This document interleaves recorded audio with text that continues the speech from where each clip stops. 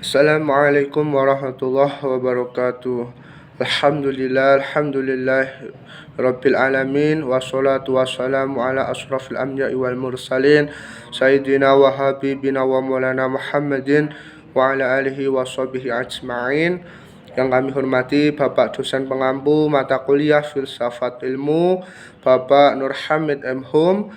Kami dari kelompok 4 yang beranggotakan saya sendiri Heru Pratama dengan NIM 53020210056 dan rekan saya Hasna Syanas Ulaya dengan NIM 53020210054 dan Muhammad Mutaqin dengan NIM 53020210055. Di sini kami akan memaparkan secara singkat sejarah perkembangan filsafat ilmu yang dibagi dalam 4 periodisasi. Yang pertama yaitu zaman Yunani kuno, yang kedua zaman abad pertengahan, yang ketiga zaman modern, dan yang keempat zaman kontemporer. Lalu pembahasan yang pertama yaitu zaman Yunani kuno, di mana dalam zaman tersebut dikenal dengan zaman filosofi alam. Mengapa? Karena pada saat itu para filosof itu hanya memikirkan besar soal alam. Dalam zaman ini dikenal dengan pemikiran kosmosentris, di mana para filosof itu menanyakan atau memikirkan asal muasal terjadinya alam semesta ini, atau unsur awal itu berasal dari apa. Nah, dalam zaman Yunani kuno ini itu terekam sejarah filosof pertama yaitu Thales, di mana dia dikenal dengan bapaknya filosofi Yunani. Dengan pemikirannya yaitu dia mengatakan bahwa segala sesuatu atau asal muasal terjadinya alam semesta ini itu berasal dari air. Lalu berkembang pemikiran-pemikiran yang terjadi dalam zaman tersebut seperti pemikirannya Socrates, Plato, dan Aristoteles. Lalu pembahasan yang kedua yaitu zaman abad pertengahan, di mana dalam zaman ini dikenal dengan zaman kejayaan kristenisasi atau zaman gereja. Karena apa? Dalam zaman ini ditandai dengan pemikiran yaitu pemikiran teosentris, di mana Tuhan itu mutlak kekuasaannya atau Tuhan itu segala-galanya. Maka dalam artian ini kita tahu seperti dalam aliran Jabariyah. Dalam aliran Jabariyah itu dikatakan bahwa Tuhan itu pemegang kekuasaan tertinggi, atau kekuasaan itu mutlak dipegang oleh Tuhan. Dalam pemikiran filsafat ini digunakan pada filosof-filosof pada saat itu, digunakan untuk memperkuat dogma-dogma kristenisasi.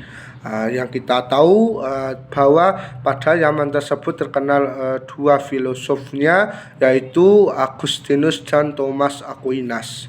Lalu yang berkelanjutan, bertambahnya waktu itu muncullah suatu pemikiran yaitu antroposentris, di mana berbalik arah dengan teosentris, yang dulunya itu Tuhan sebagai pemegang kekuasaan yang mutlak, tetapi dalam pemikiran antroposentris itu dikatakan bahwa manusia itu segala-galanya, bahwa manusia itu sumber kehidupan, atau yang kita tahu bahwa aliran tersebut kita namai dengan aliran Qadariyah, bahwa segala sesuatu itu berada di tangan manusia. Lalu dalam peralihan dari zaman abad pertengahan ke abad modern itu ditandai dengan era Renaissance yang akan dijelaskan oleh pemateri selanjutnya. Selanjutnya adalah filsafat abad zaman modern. Filsafat zaman modern kelahirannya didahului oleh suatu periode yang disebut dengan Renaissance dan dimatangkan oleh gerakan Aflarung di abad ke-18 itu.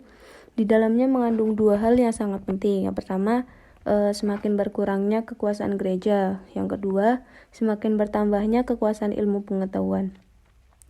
Nah, pengaruh dari gerakan Renaissance dan Aflarung itu telah menyebabkan peradaban dan kebudayaan zaman modern itu berkembang dengan pesat dan semakin bebas dari pengaruh otoritas dogma gereja. Nah, filsafat abad modern ini memiliki corak yang berbeda dengan periode filsafat abad pertengahan. Perbedaan itu terletak terutama pada otoritas kekuasaan politik dan ilmu pengetahuan. Jika abad pertengahan otoritas kekuasaan mutlak dipegang oleh gereja dengan dogma-dogmanya, maka pada zaman modern otoritas kekuasaan itu terletak kemampuan akal manusia itu sendiri. Manusia pada zaman modern tidak mau diikat oleh kekuasaan manapun kecuali oleh kekuasaan yang ada pada dirinya sendiri.